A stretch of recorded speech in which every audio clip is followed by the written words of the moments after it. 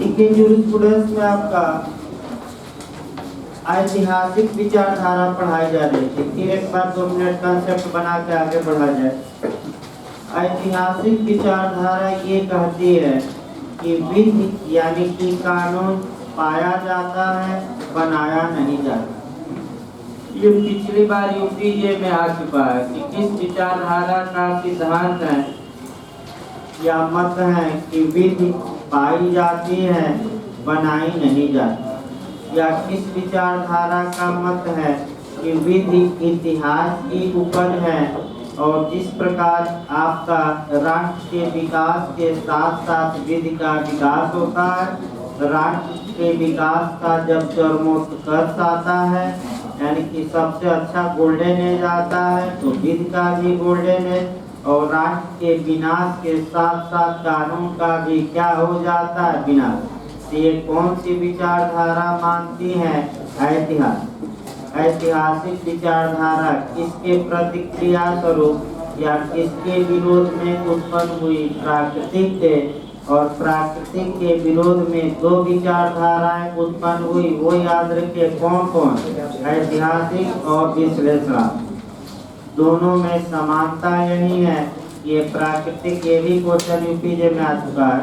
अब जाकर साफ पेपर में देखते रहे जिसको देना है, ये नहीं कि जो स्टूडेंट को उसको पढ़ाया गया है।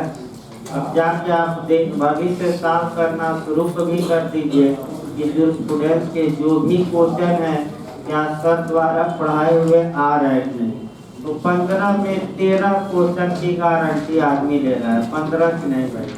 1-2 क्वेश्चन ऐसे आएंगे जो हमारे बस की बात नहीं है, और 90-100% कोई पढ़ा नहीं सकता। 1-2 ऐसे क्वेश्चन आएंगे या किताबें या कोटेशन जो किसी किताब में नहीं मिलेगी, और जब आप सॉल्व करके आएंगे तो आपका नेट पर ही खोजना पड़ेगा कि ये कोटेशन किसने कहा था। भाई 15 क्वेश्चन आएंगे, नेट में भी आता है जो स्टूडेंट, LLM में भी काफ़ी काम करता है, झारखंड मेंस में भी है, और ज्ञान के लिए तो हेराल्ड जे लास्की ने जो स्टूडेंट्स को क्या कह रखा है, आई ऑफ लॉ, यानी कि विधि का नेत्र या विधि क्या, यानी कि बिना जो स्टूडेंट्स पढ़े आप कानून को अच्छे तरीके से नहीं जान सकते। ये कौन कहा है?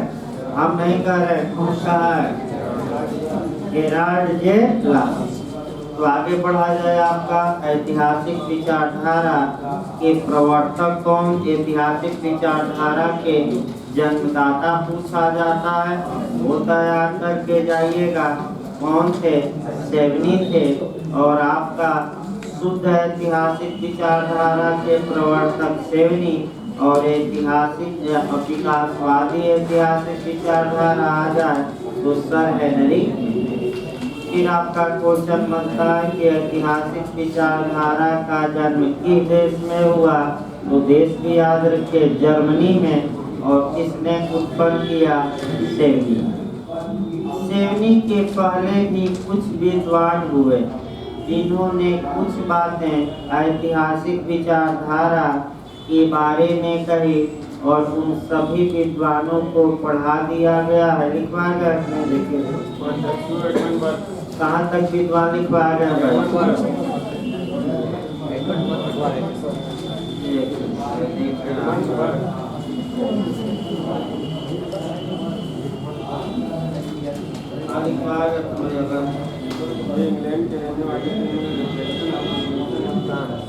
यानी कि अब सेवनी से हमें लगता है चलना है आपका 2-3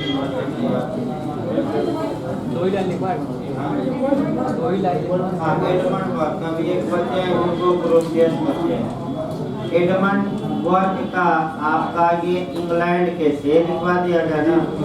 और इन्होंने जो किताब लिखी, किताब का नाम भी लिखना है आपका, reflection of revolution in France, ये लिखवा गया ना। इनका कोटेशन लिखवा दिया गया ना क्रमिक। लिखिए कोटेशन लिखिए भाई, तब आगे बढ़ा देंगे। इनका लिखिए तो कोटेशन लिखिए। विधि एक क्रमिक एवं जैविक प्रक्रिया की देन है। देखिए कोटेशन याद करना पड़ेगा। कोटेशन लिखिए, किताब लिखवा दिया गया था। विधि एक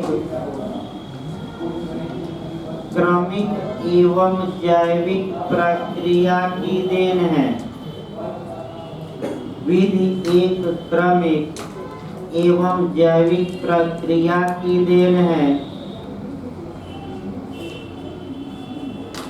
इसलिए इसका अध्ययन ऐतिहासिक पृष्ठभूमि में किया जाना चाहिए। इसलिए इसका अध्ययन ऐतिहासिक पृष्ठभूमि में किया जाना चाहिए। ये कौन कहते हैं? Edmund Burke. सेवनी से पहले एक और विद्वान आते हैं, मैंने वो भी कुछ कहते हैं थोड़ा बहुत, उसको लिखिए ह्यूगो ग्रोसियस। यहाँ से भी क्वेश्चन बना है, लिखिए भाई, हेडिंग डालिए। इनका कार्यकाल भी लिखते रहे, क्योंकि यूपीजे में आपका क्रम मिलाने के लिए आता है, कौन पहले कौन बाद है, ये भी सतर्क रहना। लिखिए कार्यकाल 1768 1768 से लेकर 1844 यानी कि 1768 से लेकर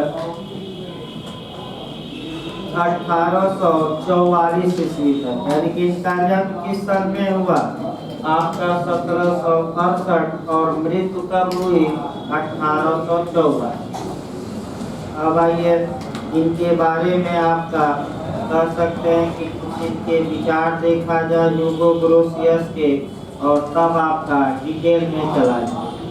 देखिए इनके बारे में 4-5 विशेषताएं हैं जो लगातार पूछी जाती है। पहला ये है कि इन्हें अंतरराष्ट्रीय विधि का जनक माना जाता है या फादर। ये यूपीजे में आ चुका है और नेट में भी आया है, आपका भी लिखवाएंगे, पहले इनके बारे में समझ लीजिए। अंतरराष्ट्रीय विधि या इंटरनेशनल लॉ का फादर कौन है, जनक कौन है? तो आपका क्या जवाब रहेगा? ह्यूगो ग्रोसियस। दूसरा क्वेश्चन, इन्होंने अंतरराष्ट्रीय विधि को क्या नाम दिया? तो आपका राज्यों की विधि, लॉ ऑफ नेशन। याद रखिए, इन्होंने अंतरराष्ट्रीय विधि नहीं कहा, इन्होंने अंतरराष्ट्रीय विधि को क्या कहा? लॉ ऑफ नेशन, यानी कि राज्यों की विधि। अब फिर क्वेश्चन यूपीजे में आ चुका है कि आखिर अंतरराष्ट्रीय विधि को अंतरराष्ट्रीय विधि कहने वाला प्रथम विद्वान कौन था? तो वह जर्मी बेंथम। रट कर जाना है, कौन? ह्यूगो ग्रोसियस एक आपका कह सकते हैं, इन्होंने प्राकृतिक विधि को सर्वोच्च माना और ये कहा कि जो अंतरराष्ट्रीय विधि है उसका आधार प्राकृतिक विधि है। अर्थात इसका मतलब ये हुआ कि प्राकृतिक विधि के कारण ही अंतरराष्ट्रीय विधि का लोग क्या करते हैं? पालन। यानी कि राष्ट्र ये समझते हैं कि अगर हम अंतरराष्ट्रीय विधि का पालन करेंगे, इसका मतलब कि हम प्राकृतिक न्याय के नियमों का या प्राकृतिक विधि का क्या करेंगे? पालन। इन्होंने किताब लिखी और वह किताब पूछा जा सकता है ओल्ड टेस्टामेंट। ओल्ड टेस्टामेंट किसकी किताब है? ह्यूगो ग्रोसियस। ये आपका ऐतिहासिक में नहीं आया, ये ऐतिहासिक से क्या बताया गया? थोड़ा भिन्न। अब ऐतिहासिक विचारधारा में आपका इनका कह सकते हैं कि क्या योगदान है या इनकी क्या महत्ता है, तो बस एक लाइन जानना है। देखिए क्या कहते हैं, विधि समुदाय विशेष की भाषा तथा आचरणों की भांति अपना स्वरूप ग्रहण करती है और स्वयं को परिस्थितियों के अनुसार बनाकर विकसित होती रहती है। इसका मतलब ये हुआ कि समुदाय जो भाषा प्रयोग करता है, समुदाय जो आचरण अपना अपनाता है, उसी के अनुसार विधि का क्या होता है, विकास। और जैसे ही समाज या समुदाय या समाज के लोग अपना आचरण चेंज करेंगे तो कानून भी क्या हो जाता है, चेंज। यानी कि इसका मतलब कानून स्थिर नहीं रहता।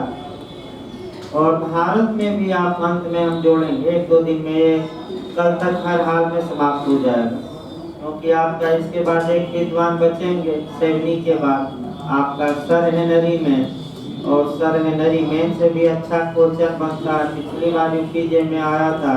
और उसके बाद से ऐतिहासिक विचारधारा यानी कि प्रथा तथा रूढ़ि को अंतरराष्ट्रीय स्तर पर और भारत में कहाँ कहाँ मान्यता दी गई है, और वो भी 2 क्वेश्चन हम बना देंगे आपका पढ़ाते समय अन्य कानूनों में। एक तो एविडेंस में बन जाएगा, दूसरा संविधान में, तीसरा हिंदू लॉ और चौथा मुस्लिम लॉ, और 5वां अंतरराष्ट्रीय विधि बन जाएगा। यानी कि इसका मतलब कि जूरिस्प्रूडेंस आई या अप्लाई इसीलिए नहीं कहा जाता, इसलिए कहा जाता है कि जूरिस्प्रूडेंस पढ़ते समय सभी कानून आपके दिमाग में क्या होने चाहिए, घूमने चाहिए। और जो आईपीसी है, इसी के साथ आपका जो 497 धारा है, जो इस समय अवैध घोषित कर दिया है सुप्रीम कोर्ट ने, उसको भी इसी विचारधारा में सर हेनरी मेन का जो स्टेटस है, यानी जो आपका कंसेप्ट है स्टेटस टू कॉन्ट्रैक्ट, उसी में समाहित करना है। इसीलिए आज आप कही जाती है कि हर एक कानून पर इसकी क्या है, नजर है। जैसे कि सरकार की नजर हर एक गतिविधि पर होती है, उसी प्रकार जूरिस्प्रूडेंस की नजर कहाँ होती है, हर एक कानून को कवर करेगा। आज आप ला है तो लिखिए इसको भाई, आपका ह्यूगो ग्रोसियस का लिखिए कि अंतरराष्ट्रीय विधि के जनक माने जाते हैं। 4-5 लाइन पहले लिखे, तब कोटेशन तो 1 लाइन लिखना है। ये अंतरराष्ट्रीय विधि के जनक माने जाते हैं। पहला क्वेश्चन। दूसरा आपका आया, लिख लेना अंतरराष्ट्रीय, फादर दे दे, पिता दे दे, ये घबराना नहीं है, ये नहीं कि फादर दे दे पिता दे दे तो आपका मने भ्रम जाइए, सब जनक वही हुआ। दूसरा इनका पूछा जाता है, और वह आपका पूछा जाता है, इन्होंने अंतरराष्ट्रीय विधि को राष्ट्रों की विधि कहा है। लिखिए, इन्होंने अंतरराष्ट्रीय विधि को राष्ट्रों की विधि कहा है।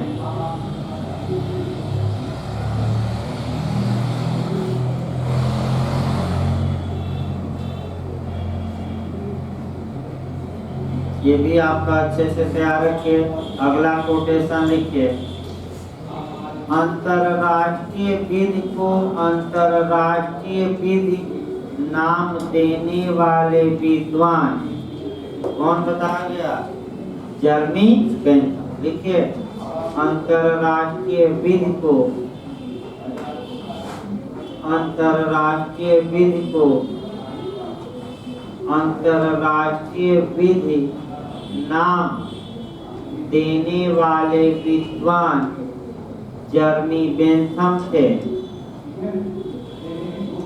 इंटरनेशनल लॉ नाम कौन दिया पूछ ले तो क्या मार्क कराएंगे, जर्मी बेंथम। इसके बाद लिखिए, ह्यूगो ग्रोसियस ने ओल्ड टेस्टामेंट किताब लिखी। ये भी पूछा जा सकता है, ओल्ड टेस्टामेंट किताब लिखी, अंडरलाइन कर लीजिएगा, किताब ये पूछा जाता है। ओल्ड टेस्टामेंट कौन लिखा है, ह्यूगो ग्रोसियस। अगला लिखिए आपका, ह्यूगो ग्रोसियस ने ओल्ड टेस्टामेंट नामक किताब लिखी। ओल्ड टेस्टामेंट, ओल्ड माने पुराना भाई, ओल्ड नहीं, ओल्ड टेस्टामेंट। गोल्ड टेस्टा में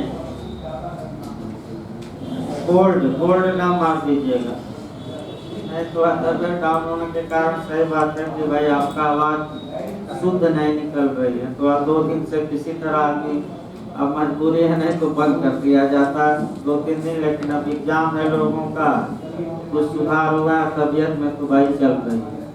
हाँ भाई देखिए, कभी काल आपातकाल में क्लास बंद किया जाता है और मैसेज नहीं, फिर आपका बताया जा रहा है ना, वही मैसेज किया जाता है। पर्सनल रूप से कई लोगों को मैसेज करना संभव नहीं, तो आप व्हाट्सएप पर मैसेज किया जाता है, टेलीग्राम चैनल पर, और जो आप ऐप डाउनलोड किए हैं मैंने ऑनलाइन वाला, उस पर भी मैसेज किया जाता है। तो मैसेज किया गया था रात में, तो अलग बात है भाई कई लोग देख नहीं पाए, हमें भी खेद है इसका, किया गए लोग दूर दूर से, लेकिन क्या किया जाए, आपातकाल में सारे मूल अधिकार क्या किए जाते हैं, नहीं लिए जाते हैं, बस एक ही तो 2 बनते हैं दिल से करीब। तो आपका ठीक करते हैं भाई, सूचना मैंने जब आपातकाल में बंद होता है, वैसे भाई आपका क्या किया जाए, आपातकाल आ गया तो 144 बिना सूचना दिए हुए लागू कर दीजिए। अब किसानों को थोड़ा सूचना दी जाएगी कि अब लागू होगा, तो आपातकाल में स्थितियां भिन्न रहती हैं और सामान्य दशाओं में क्या, तो कभी काल ऐसा समय आ जाता है भाई, शरीर है कभी काल ध्वस्त हो जाता है, क्या किया जाए। लिखिए भाई इसको, आपका कोटेशन इनका लिखिए, ओल्ड टेस्टामेंट याद रखिएगा। अगला लिखिए इनका कोटेशन, यानी कि इन्होंने क्या कहा ऐतिहासिक विचारधारा के बारे में। लिखिए विधि समुदाय विशेष की भाषा, विधि समुदाय विशेष की भाषा तथा आचरणों की भांति, विधि समुदाय विशेष की भाषा तथा आचरणों की भांति अपने स्वरूप स्वयं ग्रहण करती है, अपने स्वरूप स्वयं ग्रहण करती है और स्वयं को परिस्थितियों के अनुकूल बनाकर, और स्वयं को परिस्थितियों के अनुकूल बनाकर विकसित होती रहती है।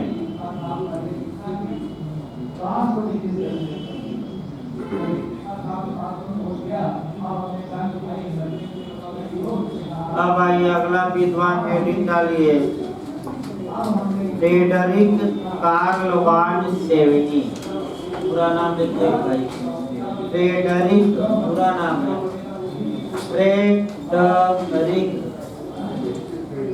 फ्रेडरिक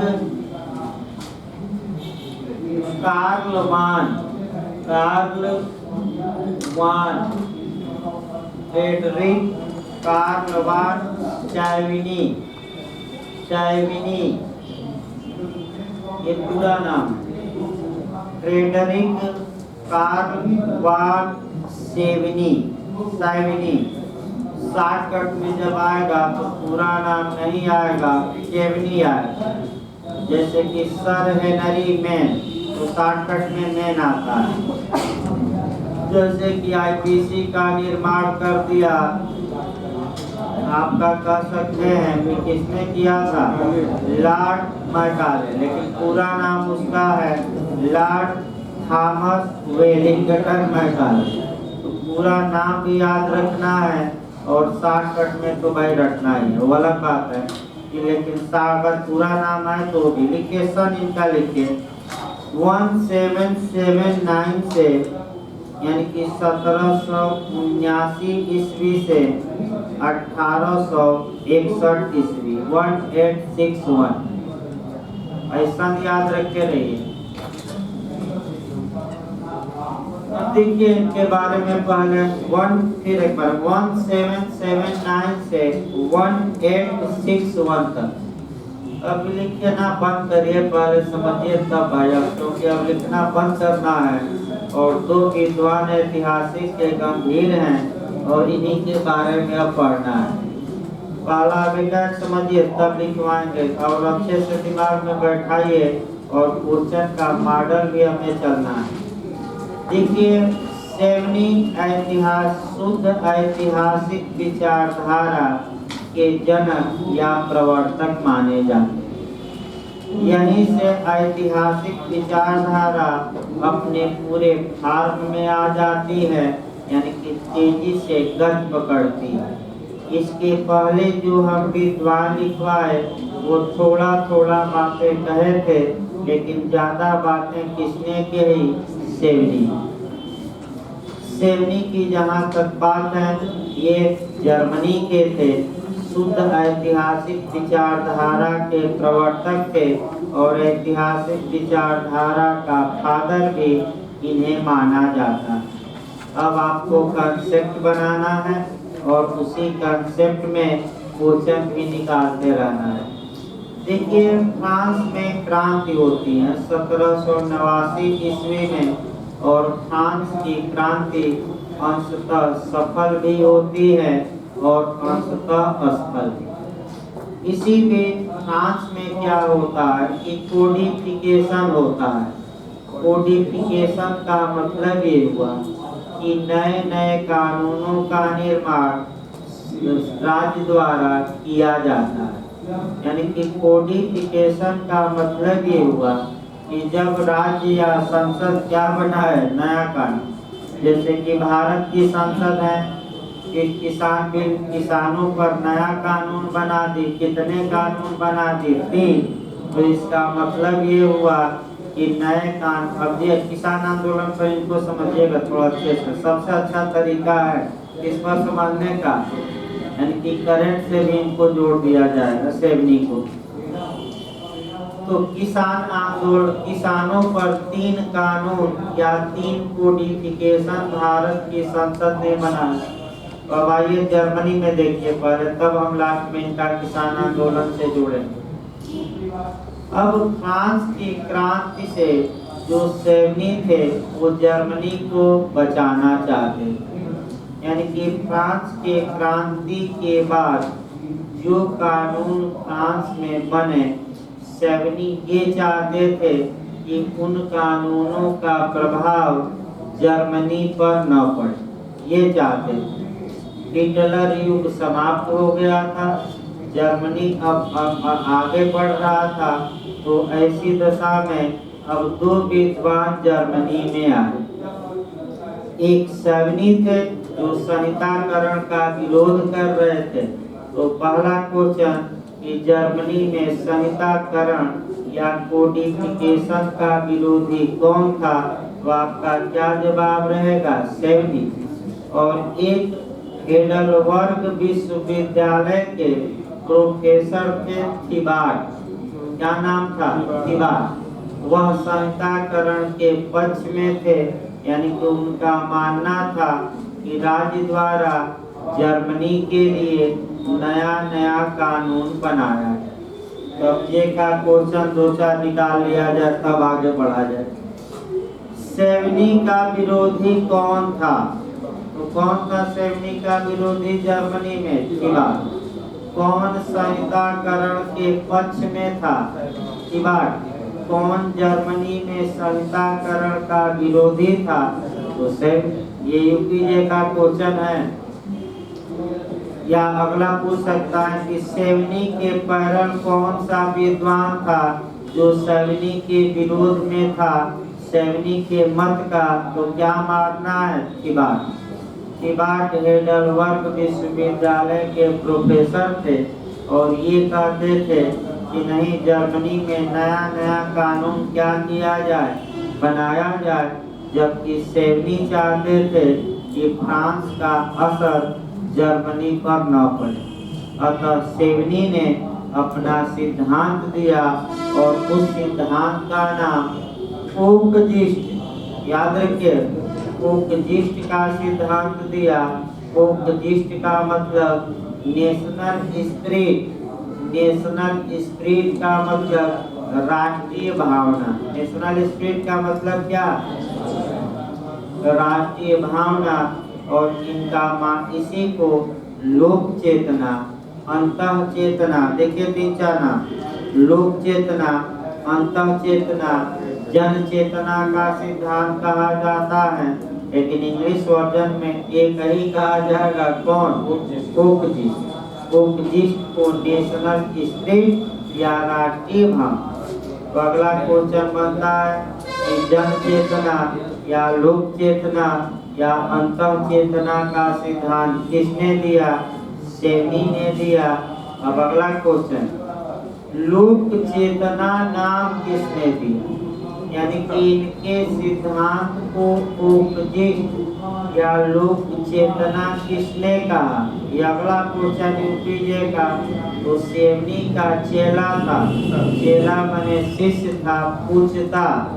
तो हल्का सा कुत्ता भी सेवनी के बाद पढ़ना पड़ेगा। कौन सा विद्वान? पूछता। इन्होंने सेवनी के सिद्धांत को एक नामकरण किया। कौन नामकरण? लोक चेतन। अब नामकरण पर 2-3 क्वेश्चन और याद रखिए जो पूछा जाता है वो रिलेट करके, फिर मैं एक बार इसको बता। लेकिन नामकरण पर और एक का 2-3 क्वेश्चन याद रखिए। आपका सबसे पहले राजनीति में आ जाइए नामकरण। आपका कह सकते हैं कि अखिलेश यादव जी और मुलायम जी में, चाचा में के शिवपाल जी में विवाद हुआ। और अखिलेश जी ने कहा कि पिता को हमारे बारे में सोचने की फुर्सत ही नहीं थी, छोटे पर हमें साइकिल नहीं दिए, तो बड़ा होकर मैं साइकिल ले लिया तो कौन बहुत बड़ा अपराध किया। और पूरा समाज इसका समर्थन किया। नया पीढ़ी लड़के को छोटे पर साइकिल नहीं दिए तो क्या हुआ? बड़े पर ले लिया। और भाई ले ही लिया, इसमें क्या सकता? अध्यक्ष है सर्वे सर्वा। यही तो नामकरण। तो आपका देखिए अखिलेश यादव जी का ये वाक्य है कि हमारा तो नामकरण भी पिताजी ने नहीं किया, मुझे स्वयं अपना क्या करना पड़ा नाम। पिताजी को अब मौका ही नहीं था। क्यों मौका नहीं था? क्या हम बताएं?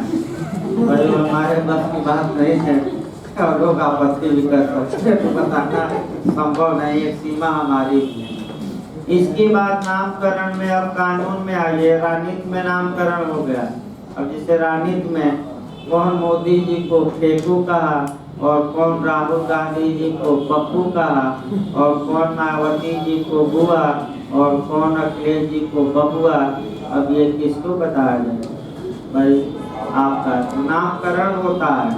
और लेकिन अब कानून में आइए। कानून भले ही याद न रहे, कानून तो याद रहे। आप बिहार में कई बार आया है और यूपी आपका एलएलए में भी आया है यहाँ, और नेट में भी आया है। सतर्क रहिएगा, टाट में आया है। अपकृत विधि में ये आया है कि आपका पिगन होल थ्योरी, यानी कि कबूतर खाने का सिद्धांत, या आपका पिगन होल थ्योरी या कपोत गवाच का सिद्धांत किसने दिया? ये सही बात है, सामान्य ने दिया, कोई दिक्कत नहीं है। लेकिन अगला क्वेश्चन, किसने इनके सिद्धांत का नाम आपका पिगन होल थ्योरी दिया? तो नामकरण सामान्य ने नहीं दिया, वह ग्रीनफील्ड ने दिया। तो सेम उसी प्रकार जूरिस्प्रूडेंस में बैठ होइए। लोक चेतना का सिद्धांत किसने दिया? तो भाई सेवनी ने। लेकिन लोक चेतना नाम किसने दिया आ जाए तो सतर्क रहना है। सेवनी न मार के आइए। किसने? उच्चता सेवनी का क्या था? तो फिर एक बार इतिहास कवर करिए, तब आपका सही रहेगा भाई।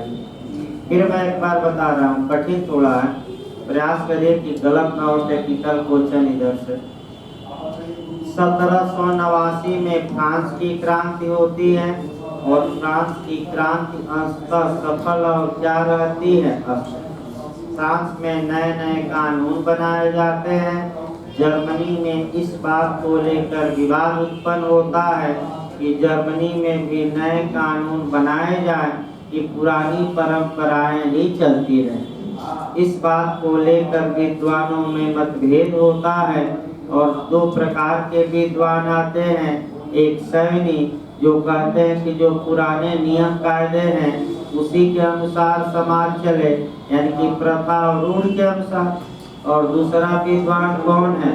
आपका सामंड नहीं, किबाड़ कहते हैं कि नहीं, जर्मनी में नए नए कानून क्या बनाए, दोनों में मतभेद हो गया।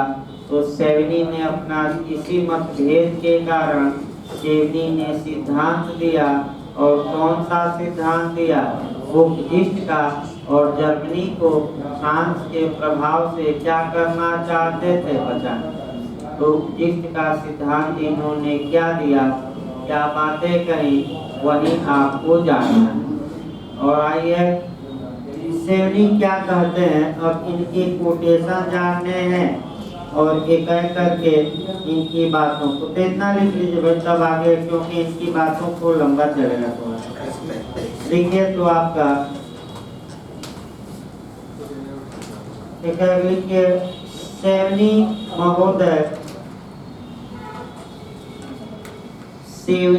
महोदय ऐतिहासिक विचारधारा के जनक माने जाते हैं। पहले सामान्य बातें लिखिए, जनक माने जाते हैं।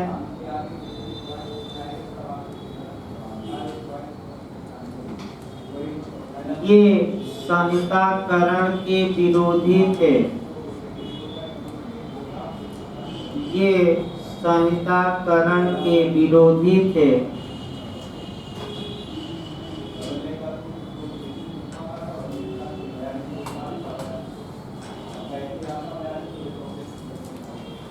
इन्होंने उपदिष्ट अर्थात लोक चेतना या जन चेतना का सिद्धांत दिया। इन्होंने उपदिष्ट, अभी बताया जाएगा उपदिष्ट कैसे आएगी। इन्होंने उपदिष्ट यानी कि जन चेतना या लोक चेतना का सिद्धांत दिया।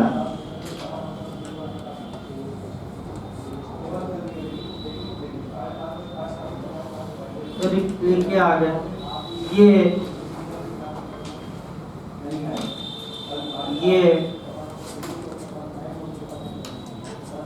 वर्ग लिखिए, ये एडमंड वर्ग तथा ह्यूगो ग्रोसियस से प्रभावित थे। ये एडमंड वर्ग तथा ह्यूगो ग्रोसियस से प्रभावित थे।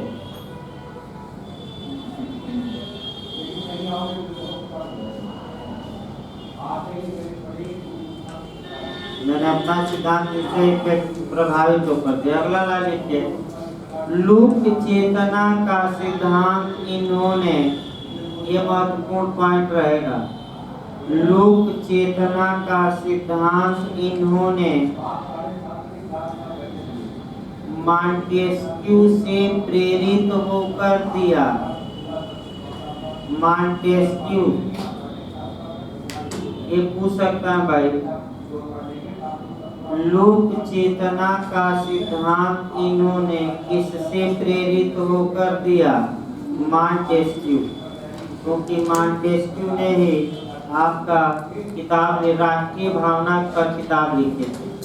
देखिए, लोक चेतना का सिद्धांत इन्होंने, अंडरलाइन कर लीजिए, ऐसा क्वेश्चन जे में बना है और जब आखिर बताएंगे तो वहाँ हम ज़्यादा तोड़ेंगे।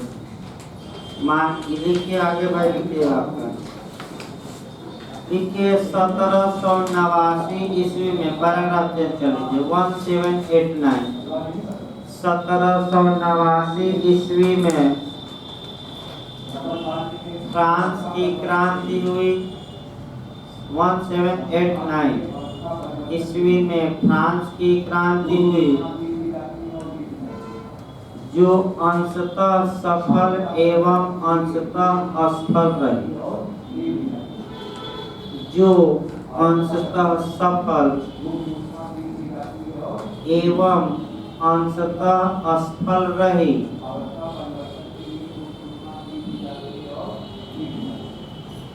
इस क्रांति के परिणाम स्वरूप, कंसेप्ट भी लिखवाना जरूरी है। इस क्रांति के परिणाम स्वरूप फ्रांस में संहिताकरण किया गया। अब ये ना पूछिएगा संहिताकरण क्या होता है। 3 किसान बिल को देख लीजिए, संहिताकरण का प्रभाव। भाई 3 किसान बिल को देख लीजिए, यही संहिताकरण है। संहिताकरण हुआ, देखिए संहिताकरण हुआ। फ्रांस की क्रांति, अगला लिखिए, फ्रांस की क्रांति का प्रभाव जर्मनी पर भी पड़ा। फ्रांस की क्रांति का प्रभाव जर्मनी पर भी पड़ा तथा जर्मनी में 2 प्रकार के विद्वान